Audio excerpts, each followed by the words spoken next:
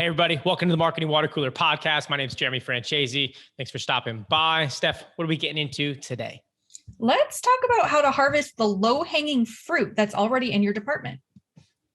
Cool. So low-hanging fruit can be looked at a couple of different ways. And we were talking offline before we started this about kind of prepping New Year content. I think organizations are seeing the shift with COVID and digital and the need to make content, share information, and be visible for their target communities. But the question is, how do we make things that are relevant? How do we stay consistent? And I think what we want to communicate above all else in this episode, if you're a functional owner and a founder, but you're not on the marketing side, or if you're a functional marketing leader, you have goals in your organization that you might just not know how to tap into or extract value from. And so my hope is in this episode, there's a couple actionable steps you can take to, without a lot of effort, find a lot of really good quality content that ultimately your target audience is going to really appreciate. And so the first piece I want to talk about is webinars. Webinars really, look, webinars are a part of marketing for a long time, but COVID really shifted that. And when we shifted into a predominantly virtual environment, what feels like years ago at this point, right? I kind of was actually. Right? Sheesh. You started putting on webinars, and some of them were monthly, some of them were weekly, some of them were bi-weekly, but they were topical, they were relevant, they were specific, and many of them had Q&A. Many of them had engagement from those attendees. And what we're finding that's really common is they do the full-length episode, the full-length webinar. They prepare it. They have staff or subject matter experts facilitate a thoughtful discussion on a specific topic. They answer questions, and then they send out a recap of the recording, and they move along. And the challenge, and really what we want to point out, is you're missing so much opportunity, because in those big full-length webinars, you're going to have a number of micro exchanges that on their own are valuable. How do I do X? Here's a way to consider Y. Maybe instead of this, you do this, right? You get these instances that answer specific questions, provide specific insight in an actionable way, but they're sitting there in a full-length 90-minute, 45-minute, 60-minute session. You're making it hard for people to find it, because instead of saying, hey, can you join us for 60 minutes, to find the 90-second clip, it's a hard choice to make. And so what I would recommend you do is this: regardless of the infrastructure you have in place, go look at your content library. Go look at all of the webinars you have done. If you don't want to manually watch them, go pay for a transcription service. You can use Temi, TEMI.com, 20 cents a word. Revi, REVI, I believe. It's Rev, REV.com. I think it's $1 a minute, right? You have, did I say 20 cents a word? 20 cents a minute. I hope I didn't. Okay, let me correct that. Really affordable, pretty accurate. And you take your 45, you take your hour, you take your 30-minute session, transcribe it, and then just read it for the best exchanges, right? Look at it from a standpoint of question and answer, topic discussion, and you'll find a number of really nice, insightful clips that you can then take, extract, and share. Now, instead of saying, well, join us for a 60-minute webinar to potentially get a couple nuggets of value, you're saying, hey, here's a 60-second clip that may be insightful for you. And here's the other thing. You get moments in like that bring data back, right? Because if you're putting out a piece that's designed for attorneys that are trying to retire, then you get a lot of the data back from that conversation around, that one really got a lot of attention from a specific community. Maybe we should do more of that, right? You get a lot of insights that drive smarter marketing, but you just don't know that if you're doing a 60-minute webinar unless it's on the macro topic of the webinar. So the main item that we're kind of hitting on here is look at the long form media you have. More likely than not, if you're a service-based business, it's going to be in a webinar format, because you may not have started a podcast, you may not have started a show, but you have done 60-minute webinars where you're just sitting, talking to customers, sharing insights with them around a specific topic. Now, you're right. The PPP loans are not as topical right now. So you're right. There may not be 1,000 little videos to pull from the webinar you did about the loan and the Paycheck Prevention Program, right? That's okay. You still might get some value from it. Outside of the webinars, right? And actually, just to close that part out, like either do it in-house, hire somebody that can cut it up for you. Like there's a number of ways you can do it. I'm sure you can solve for it, whether it's an agency, a post house. You know what? If you got really a shoestring budget, you could probably go to Fiverr or Upwork and get somebody, hey, here's a webinar. Can you make these 3 clips? And just tell them the front point and the end point of the discussion, and they'll send you something. but there's a lot of juice left to squeeze, if you go and look. But a lot of it's getting shelved, collecting digital dust, and you're just never looking at it again. And the challenge is you already did all the hard work. You just have to follow through with it. So that's one thing. Look at the webinars to find low-hanging fruit, to share content. Kind of dovetailing off of that, if you transcribe, you're going to find quotes or statements that may be really, really great micro blogs. I think that a lot of companies like blogs because of the SEO and the website optimization, but we're seeing a lot of people like written posts on LinkedIn. People like to read these 75-word, 100-word written posts where if it's actually helpful and it's insightful and it's valuable, they'll look at it, because most people on LinkedIn, they're not watching the videos with audio anyway. They're not watching your animated videos with audio anyway. They're reading subtitles. So it makes it a pretty easy process for them just to look at it and skim through, where if it's actually valuable, it's pretty interesting for them, right? And value meaning you're not just talking about how awesome you are, right? You're actually educating them, maybe giving them some insights that make them smarter, more confident. But at the webinars, at the discussions, right? Any gong recordings you have from your sales team, right? That's another thing we'll touch on in a second. But look at what you have for its value in small, short clips, as well as the written value of providing a simple insight. And who's to say your LinkedIn can't be a Q&A format of micro content? Here's a common question we get from our clients. Here's the right way to answer it. You don't have to sift through a 1,000-word blog post. Go to a third-party website. Just go to LinkedIn. It's right there for you, right? Are you making it easy to be a customer and a consumer? So webinars, video, micro clips, same format from a long form pillar standpoint to create micro written content. But those are huge, huge grabs. If you're willing to take a second, step back, look at it. And if you do it right, you might walk into the new year with a significant content library that's solely aligned to your customer and the questions they're asking you. Steph, anything you want to throw in there? Anything to ask before we shift into recorded calls, which is the second thing, the gong sessions? Yeah. Let's see. I'm wondering what are these companies' idea of keeping all of this stuff anyway? If you're not going to repurpose it, then why keep it, kind of thing? Is it purely, documentarian? Is it purely like, we're just going to file this away to say, we did it once, ta-da, where, you can really help your customer base and probably bring in more if you're using it as an educational moment for a wider reaching audience than just the 15 people who popped into your webinar that happened 1 hour on one day, a year and a half ago. 100%. Yeah, it's it's spot on. Yeah, look, I think a lot of them, they think that the biggest value add is the webinar, right? They look at it as the front porch of sales, right? Where we're going to do a webinar, people will learn from us, they'll engage with our subject matter experts. And by that result, or by that behavior, therefore there's interest, and they convert over the fence of webinar equals engagement, which equals sales opportunities. And look, there's a lot of firms that crushed it because their webinars were good, valuable, engaging. And you're right. People checked out your webinar, they learned, they stayed to the end, they asked questions, and then they converted and say, hey, I want to set up a time to talk about your legal services, your accounting services, your insurance opportunity, whatever it may be. But it's you're right. A lot of them are just shelving it and they're just putting it on like the digital filing cabinet and they're just stuffing it away. And I think a lot of it is they just didn't envision that as part of the process. They looked at it as the real punchline value is we will host a live webinar with people and then we will share with them a recorded webinar. When in reality, if you follow through on that process, like, man, there's just so much gold there. There's so many things you can do with it. And so follow through with it. It doesn't have to be a problem. Like doing post-production and cutting up a video is not doing an oil change. You don't have to get dirty, right?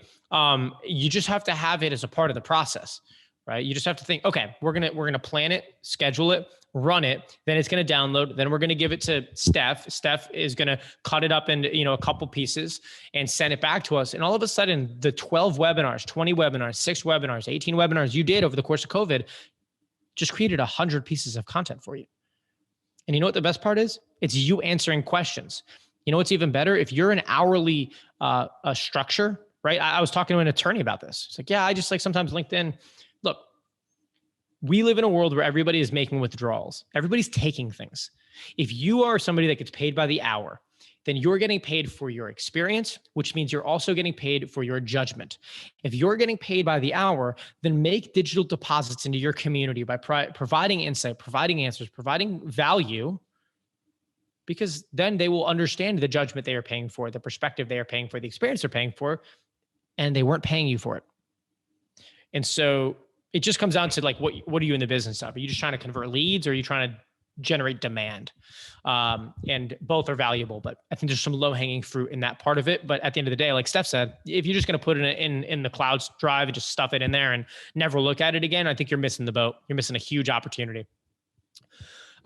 Let's transition to the next piece. And these are the two primary low hanging fruits I see, which is recorded calls. If you're somebody that is recording calls with customers, there is so much value in those calls. And look, it doesn't have to incriminate clients if you didn't give them a disclosure on, hey, we're going to use this to create marketing, right? If you use a software like Gong to record calls with customers, then use it as market research, or as again, a Q&A format where you had the question, you understand and transcribe and outline the answer. And maybe that's what you give to your graphic design artist, and you make carousels with it. You make cool, like, infographics. Right. Infographic, literally anything. You know what you could do? Analyze those calls and then put out a quarterly statement of, based on the most common questions we receive throughout our conversations. And it's a data-driven piece on the level of curiosity and confusion or concern as it relates to people that are in your target audience, right? Like, but it comes down to just looking at the calls you have stored in your database or in your cloud, wherever you put it. But there's so much value in those, right? Whether you're transcribing it and turning it into graphic design content, whether you're fueling it to create data-driven infographics, whether you're using it to train internal folks to understand the voice of the customer. But the low-hanging fruit in many senses is like, if you have recorded conversations with clients, there's significant opportunity there. That's not just about listening and training. That goes way, way, way beyond, like, again, what are the common questions? What are the common points of concern? It's not just about, like, if I say, how have you been, versus jumping right into the cold call, am I going to convert at a higher rate, right? That's always there. That's part of why you're there. It's a sales enablement tool. I'm not going to say it's not, but imagine if it was more without having to pay for more. Comes down to just looking at it through a little bit of a different lens. And I know from us, that's been a way we've been able to create case studies for clients. It's been a way we've been able to explore way, way, way more than just a dialogue that was recorded. And so for you, if you're going into the new year, or you're in a position where you're trying to figure out, we don't want to hire companies to make videos. We don't want to make technical writing content. We want to find a way to gradually get into a more sustainable, consistent means of producing and distributing content that is solely of value add to our customers. Then look at the webinars you produced over the last 18 months and figure out if you can extract value from it.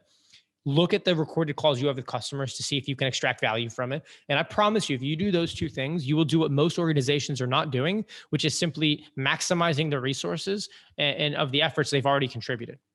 And if you can do that, then your cost of, again, think about if that when that works and you acquire customers from it, your customer acquisition cost is going to go down, because you didn't have to pay somebody to make a bunch of things for you, because you already did the work. You just have to cut it up and finish it. And so that's kind of the bulk of this. Steph, I'll kind of toss it to you, see if there's anything that comes to mind, anything you want to throw out there before we close this one up. Yeah, I'm wondering if there are sort of moments you can speak of where maybe this wouldn't work. I think obviously there's some sort of high level kind of executive, like trade secret sort of things and whatnot, but sort of when are the times that you wouldn't be able to do this? So two things. One, in certain businesses, there has to be a line between what you share and what you don't share, because if somebody can reverse engineer the contracts you have based on the narratives and the messaging you're putting out there, then that's a problem, right? You have to, risk mitigation above all else, but you also have to understand, like, is it truly confidential, or is it something that, like, just feels like it's important? So you have to understand, are we giving away information that could jeopardize the contract position we have? Separately, you have to ask yourself, is what we're sharing actually valuable? Just because it sounds like you're saying something that's coherent and it's concise and it's from somebody in your organization that's respected, doesn't mean anybody gives a shit, right? And so you have to take a step back and think about, like, are we, and you guys have heard me say this so many times, like, the best book ever written was determined by the reader. The best speech ever performed was decided by somebody in the audience. Right? You have to think about this from the other perspective, not your own as the company saying, we want to put this out. It feels good. Does it add value to somebody? Because they have to feel it's good, not you. Right.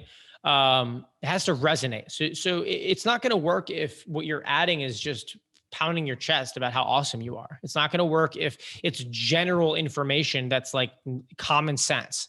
Not that it's not sometimes valuable just to remind people, right? People pay for accountability all the time, but there has to be a line that you draw when it comes to like, are we actually adding value or are we just talking? Right. Sure. And so that's something we stress test a lot internally with our stuff. Like, are these episodes actionable and interesting? If you're giving people a bunch of common sense nonsense, but no actionable insights as to how to act on it, then what are you actually doing for them? But stealing their time.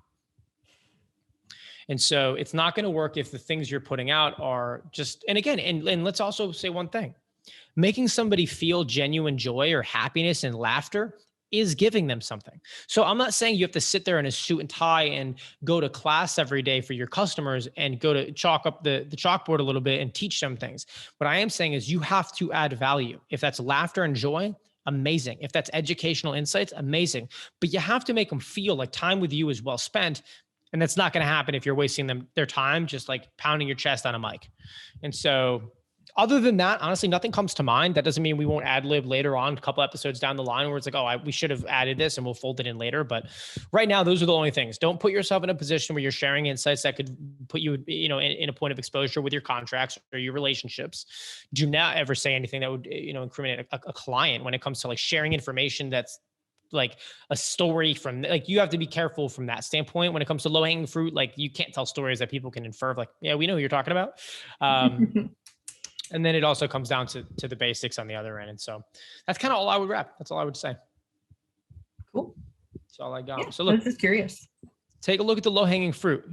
Especially as marketers continue to, I think, face pressure from the top down when it looks like, are you managing reputation? Are you managing revenue? Are you impacting sales?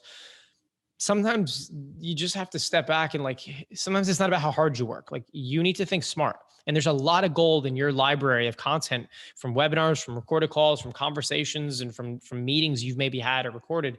There's so much gold in there. But if you just do it and shelf it, then now you're working from scratch again.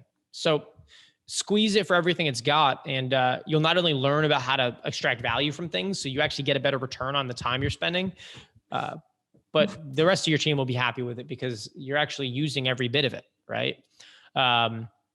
That's the recipe I see that can work here. So prep the new year, prep what you're doing, look at what you got. Webinars aren't going anywhere, right? So not every topic's going to be relevant in the future, but there's a lot there. And so with that in mind, Steph, appreciate you helping keep us on track. That's all we got for now. Everybody, thanks for stopping by. We'll be back more very soon. Bye. Hey, thanks so much for sticking around to the end. If you liked the video, smash the like button and hit subscribe so you can stay up to date on all the new episodes. And if you have any questions, drop them in the comments. We will fold them into future episodes and make sure that you get the help and the answers you're really looking for all things marketing and communications.